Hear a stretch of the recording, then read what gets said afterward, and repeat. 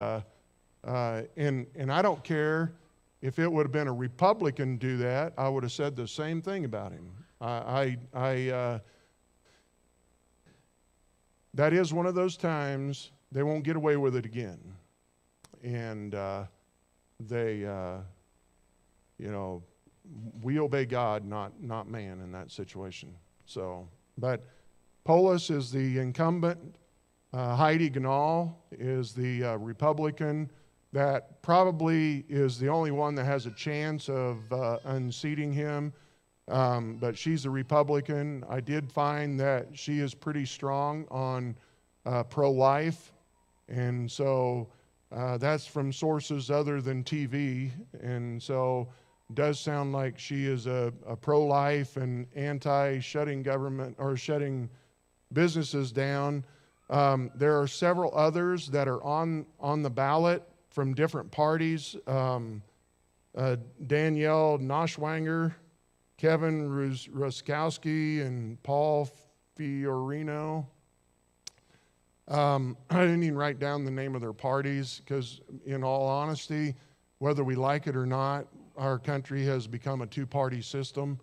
I wish it was more than that, to where the vote would be dispersed a little better, but in all reality, it's pretty much a Democrat-Republican type of a government right now. So, but so with Polis, you have the incumbent lieutenant governor is Diane Primavera, and she's a Democrat.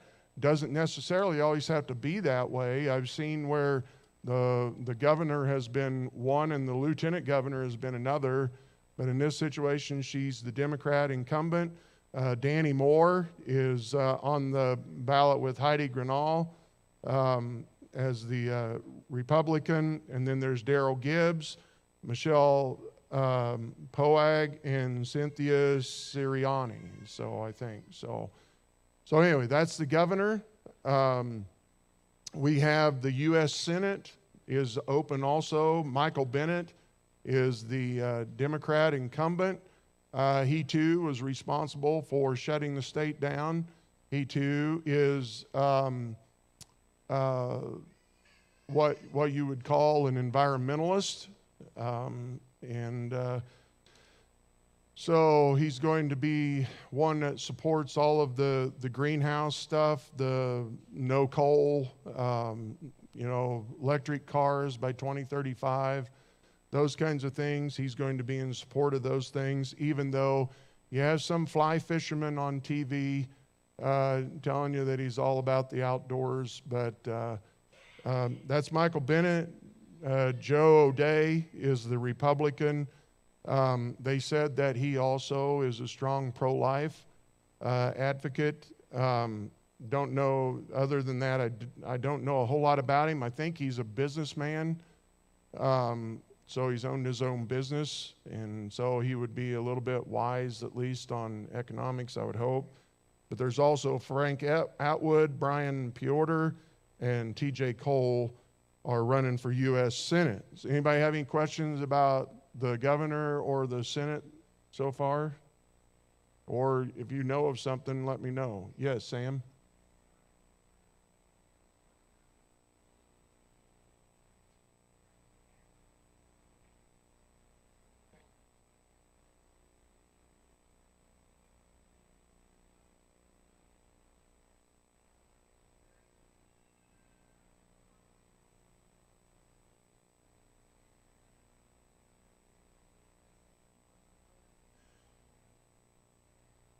Yeah. I heard also that he had appointed on the veterinarian board, there's 8 on that board, and all of them radicals on that side of things too.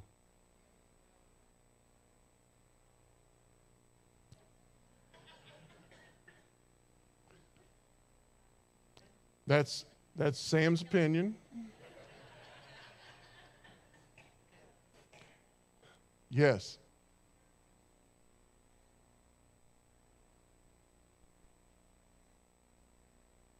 Yes. And that's what we try to from those that know him, you just don't know a lot about him politically because he hasn't been involved in a lot. But it seems like he's been a decent businessman.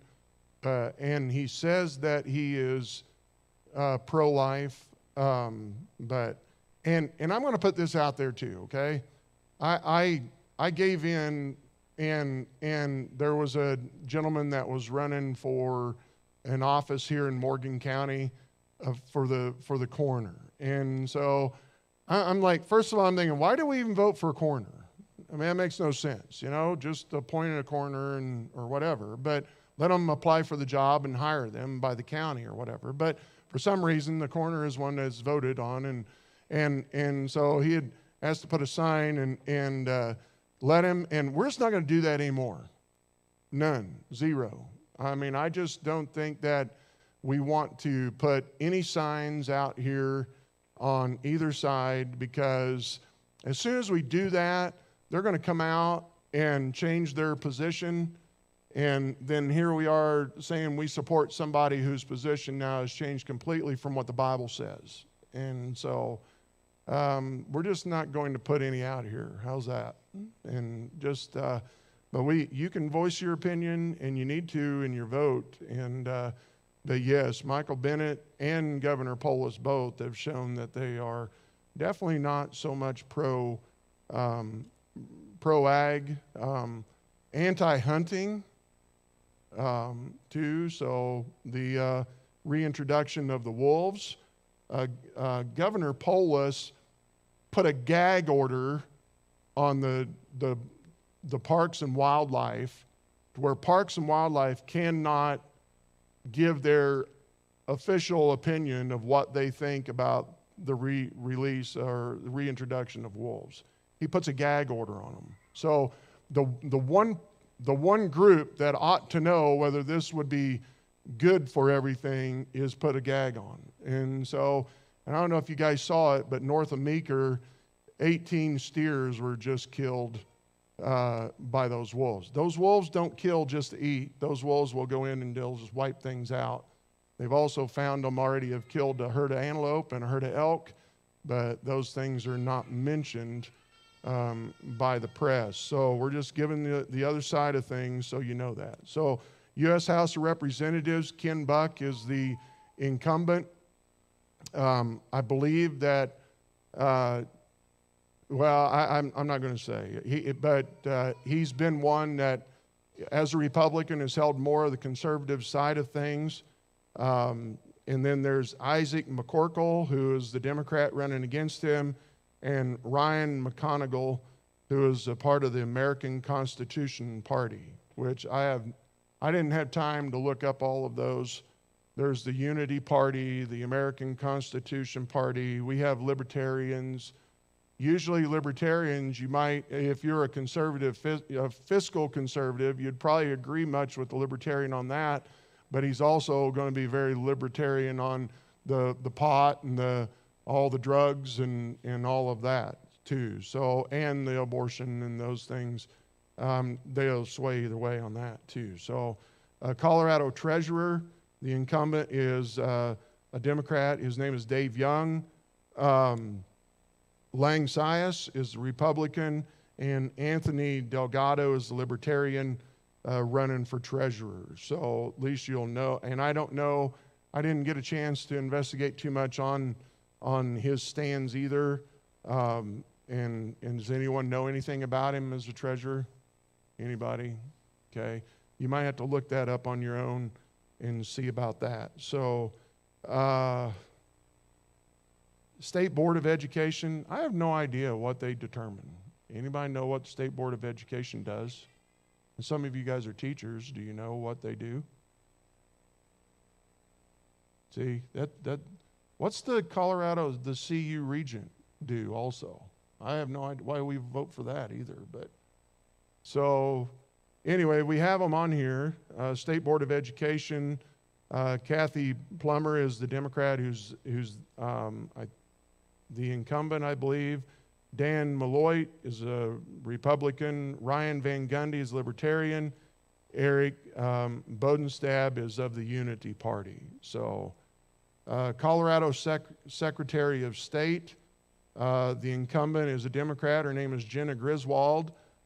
She also has been on the far left of everything as the Secretary of State, and has been really big in trying to get the ballots out to everybody in the state of Colorado, whether you are a legal resident or not.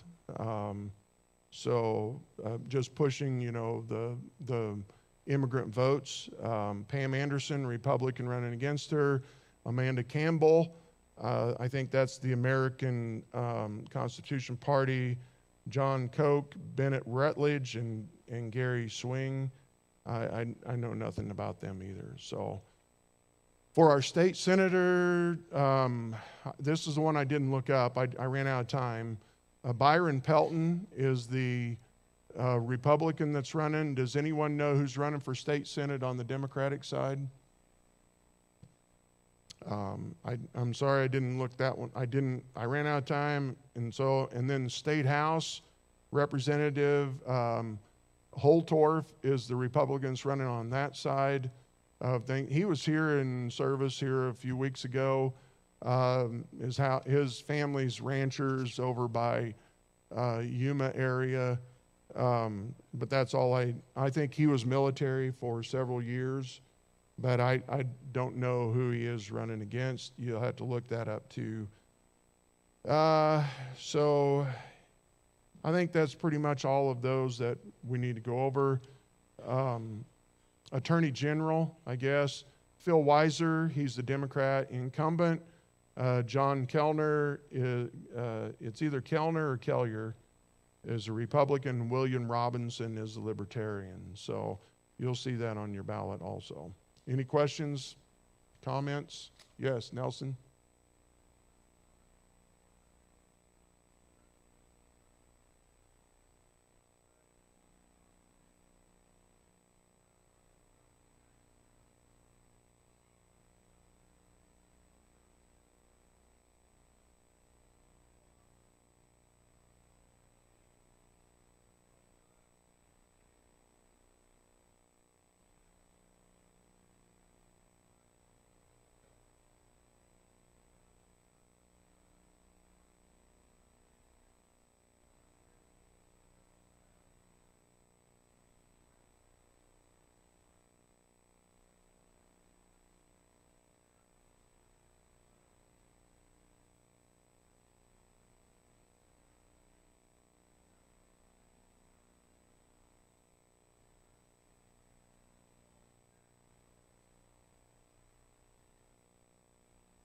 Correct.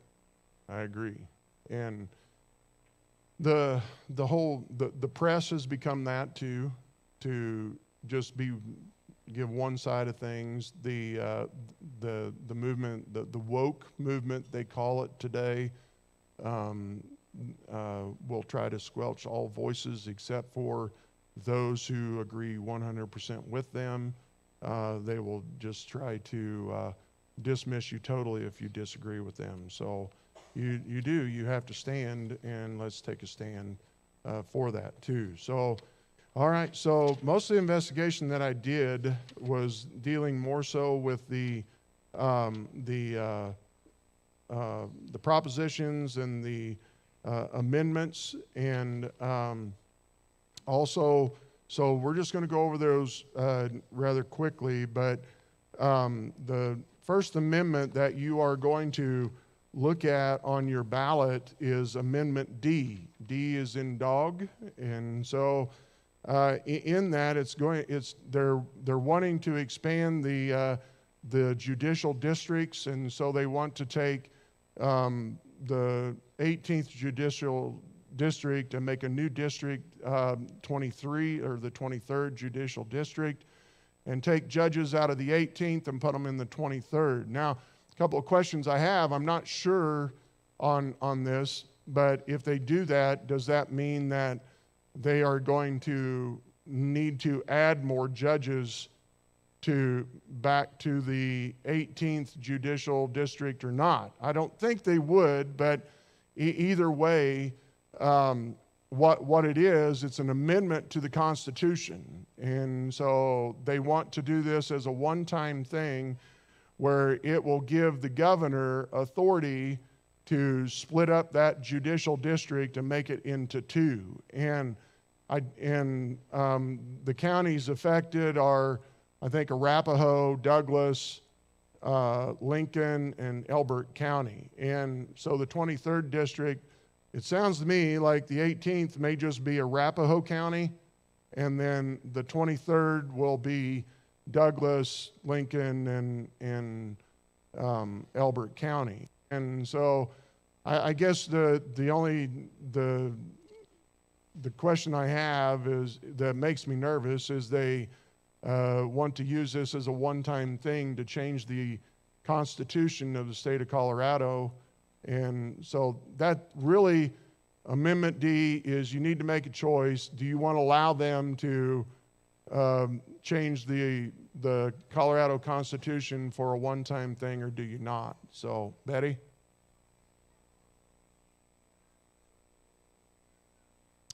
I don't know if the judicial district is the same as the electoral districts, so I don't know. I do not know that. Now, if that's the case, then that could be dangerous too.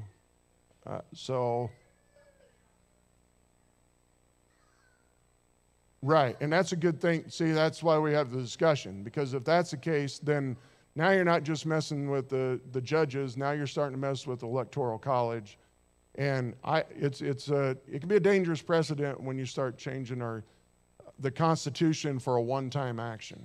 I mean, that's up to you. You have to decide whether you want to allow them to do that, because ultimately that's what it's about. So, Amendment E,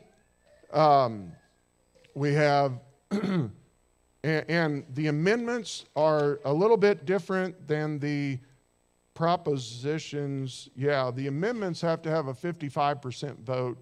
The propositions only have to have a simple majority vote. So that would have to be a 55% vote, yes, to change and let them do that, or no and don't let them do that. So Amendment E will extend homestead exemptions to Gold Star spouses, which it's the extension of the property tax exemption for seniors and disabled veterans to the surviving spouse of a United States Armed Forces service member who died in the line of duty, or a veteran whose death resulted from a service-related injury. So those who are married to a vet and that vet dies while they're fighting, or that vet dies based upon a wound that they've gotten from that, then they have a homestead exemption, which means that it would save them tax money and not have to pay as much tax on their the property taxes of that homeowner. So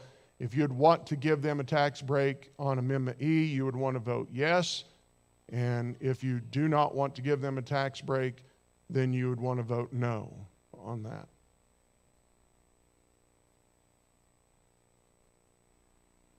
So, Amendment F. I think this probably affects the Catholic Church more than anything. It has to do with bingo.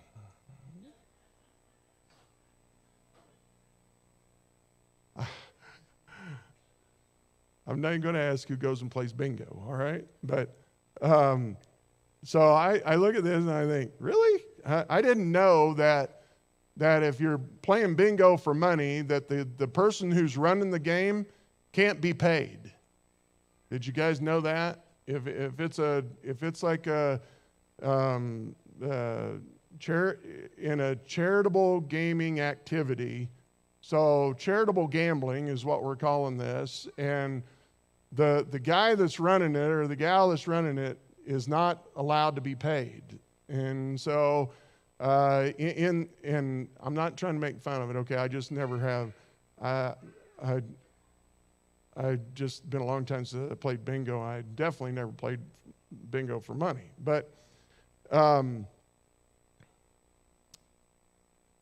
yes.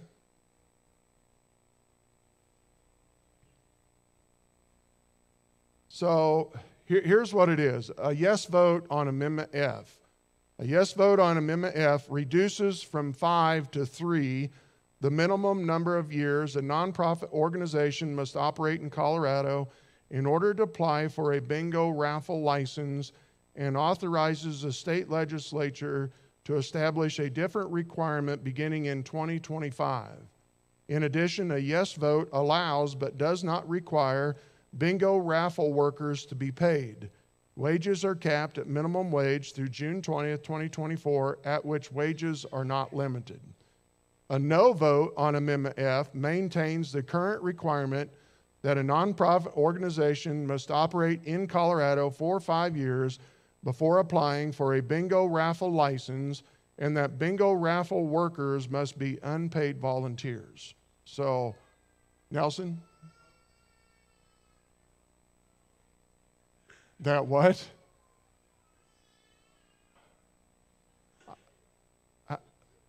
You do wonder why some of these things are on there anyway, but so there it is, okay? Yes.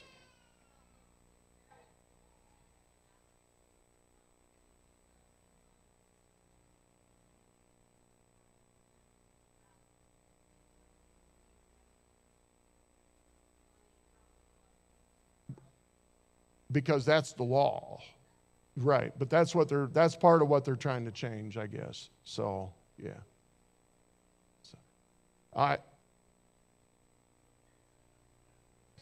So some of you guys are going to think that this is a pretty narrow thought, okay?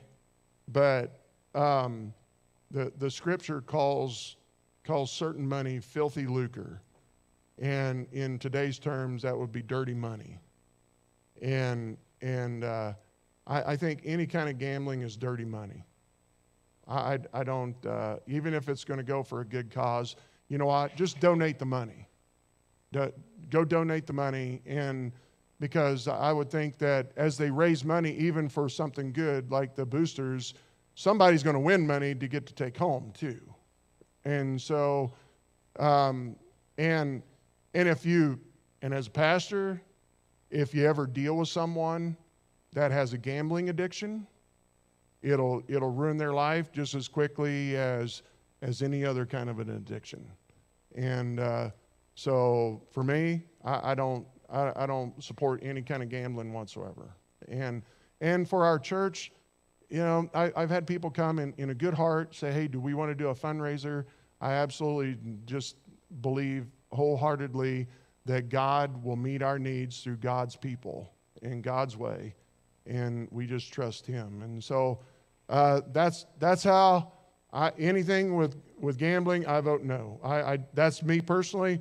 I'm against it because I've dealt with people who have almost ruined their lives, and some have because of that. So this is going to take a while, isn't it? I'm sorry. So that was Amendment F. Those are the 3 amendments. So now we go to propositions. Don't ask me what the propositions would just, I guess, be new laws. The amendments would be an amendment to the Constitution. And so Proposition FF is healthy school meals for all, which means that now there would no longer be any kid getting charged for school meals. Every kid gets a free meal. The thing about it is it's going to raise the taxes $100 million annually. And so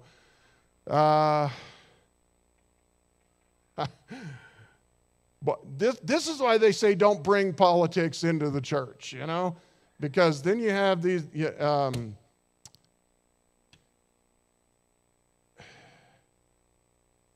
you're just going to look up the reasonings. Mainly some of the reasonings are some kids feel inadequate because they get the help, others don't get the help, and biblically though, biblically, where does it say that the government is to provide our needs? God provides our needs, and God takes care of us. And the government, and look, there are kids there are kids in all kinds of needs because of the parents, hooked on drugs, hooked on, alcohol, just living their own life and not paying attention. I understand that. But I think one of the things that we have to get back to is it's not the school's job to raise your children. It's the school's job to teach your children.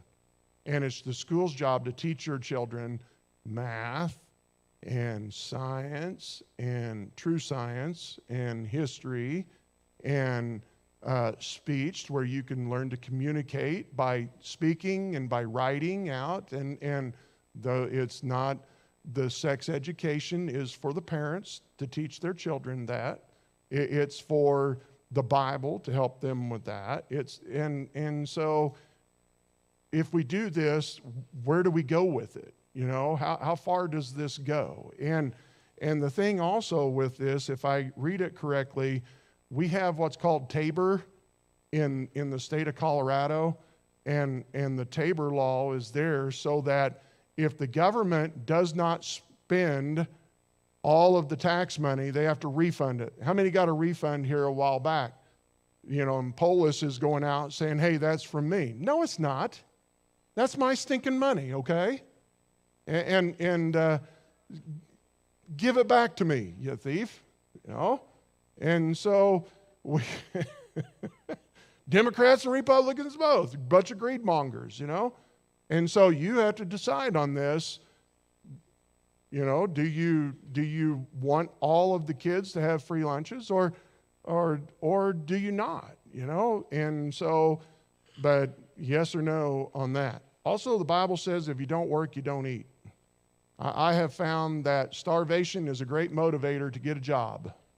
And so go get a job and you won't go hungry. Yes.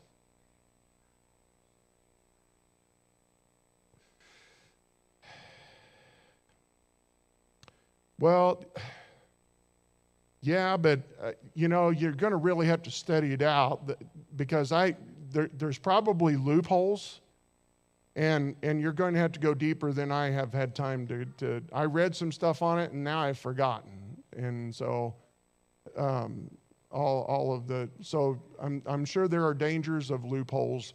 If they're going to write this and put it in there, there's going to, sorry, that's the way it is. So, and. So moving on, Proposition GG. I like this one. I mean, this proposition says that any time that they put anything on the ballot that's going to cost the taxpayers money, they have to put it out here in a graph of how much it's going to cost you. Like if you are in this income bracket, this is how much your taxes is going to be raised. And you're in this tax, if you're in this tax income bracket, this is how much this new tax is going to cost you. So that's what I see that Proposition GG is about, just showing you right up front, this is how much this is going to cost you. So I think those things are good. My wife is an accountant, and I'd like to fire her, but I've seen her many times where every year she has to go back and take a bunch of classes because every year the politicians change the whole tax code. And so she has to go back and do all this junk to find out all the things that they've changed. And then you're not used to that. You got this last year and you made the same amount this year, and then tax code changed. And all of a sudden something comes up and bam, hits you right in the face and you're paying more taxes. And I can't discuss marital problems. So, but I personally, I think it's a good idea. Be able to put it on there. You see what you're paying. So, Proposition 121, state income tax rate reduction. If you want your taxes to go down, vote yes. If you want your taxes to stay where it is, vote no. Proposition 122 is crazy. They want to let the government have authority to regulate natural medicine, which are psychedelic mushrooms and other plant-based psychedelic substances how do those help you? Do we not have enough drugs out there already? And so that would be allowing Willie Nelson to come into the state of Colorado and be legal. All that he does. Anyway, but that's what it is. 123 is it's a vote to raise your taxes on setting aside money for affordable government housing. And in this part, I did see a loophole in this one that it says exempting the dedicated revenues from the constitutional limitation on state fiscal year spending. So what they can do is they are going to it'll add more to the state revenue, and it's supposed to come from those who, I think, family that makes over $300,000 a year, if I'm correct. I might be wrong on that, so don't hold me to that. But supposed to not hit those that make under $300,000 a year in a family. But the issue is that it isn't a part of the Tabor, and so this will give them full reign to spend it and use it, and it doesn't go on the Tabor limitations that they have. And so there, I think, could be a loophole where you might end up putting other stuff into the affordable housing, where we're doing a study on saving the black-eyed snake. We found 3 of them up in the stream in Walden, and so now we have to shut down the entire state of Colorado from fly fishing because of the black-eyed snake, and we're going to dedicate $200 billion for this, and this study. Who knows? But anyway, so that's 123. 124, increase allowable liquor store locations. I had no idea that. It sounds to me like you can only own 3 locations at one time. A no on Proposition 124 retains current law that limits retail liquor stores to a total of 3 locations in the state through 2026 and a total of 4 locations thereafter. So if you want somebody to own more than 3 or 4, then you vote yes. If you don't, vote no. I hate alcohol. I wish it was in prohibition again and you couldn't get any of it. But that's my opinion. Yes?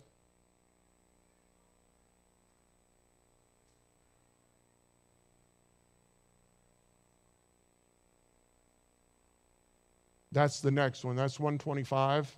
Grocery stores are already allowed to sell beer, but they're not allowed to sell wine. Does it not? We pay these guys to think these things up, and so, but anyway, so yes, 125 allows the grocery store also to sell wine as well as beer. And honestly, again, I wish they didn't sell any of it. And so I haven't found it to be helpful in any way whatsoever. And then 126, third-party delivery. During COVID, they allowed liquor stores to deliver liquor to homes during that time. And so they want to extend that and now just give liquor stores the ability to do that. And so yes, allows them to do that. No, tells them no, they cannot do that. So I apologize. Oh, and I didn't even get to the judges. I got to do this real quick, okay? I spent a lot of time on these judges. How many vote for judges and you never know who you're voting for or what they are? Doesn't that aggravate you? So I got to share this with you, okay? Because I did my homework on this at 5 o'clock this morning, okay? The only way that I know how to do this are that these appellate judges, where's that at now? I wrote all that down. Stay with me, okay? I'll find it. All of these judges are appointed by governors, okay?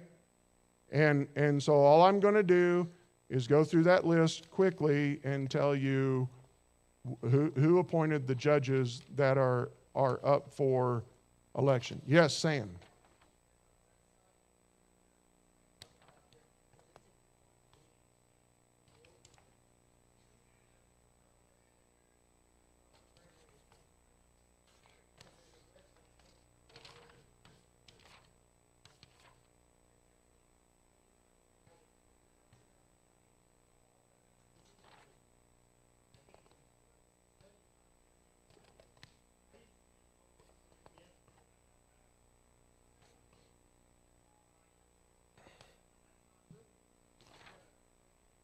Well, and let me find this real quick. I apologize, guys. I should have. Where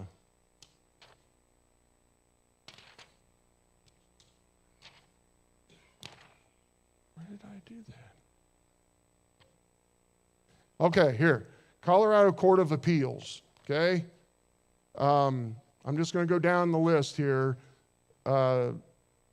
Jacqueline Brown was appointed by Polis. Terry Fox was appointed by Ritter. Longest standing appeals judge, I think, is Terry Fox. She was appointed by Bill Ritter when he was governor. Christina Gomez, appointed by Polis. Matthew Grove, appointed by Hickenlooper. Suanna Johnson, Polis. Lino S. Lipinski de Orlov, Hickenlooper. Pawar, Polis, Yoon, Polis. So, and honestly, it probably will tell you where they're going to stand on things, left side or right side of things. So, and then I also found out I try to stay out of court, so I don't know who the judges are, but the Morgan County Court judge is Dennis Brandenburg. You guys will find him on your. And I read that he's on some kind of a board at Snyder Bible Church. And so he grew up in Brush. Some of you probably know him, maybe better than others. But sounds like a decent guy from what I can tell. But, so that's it. Any questions? Sorry. Yes?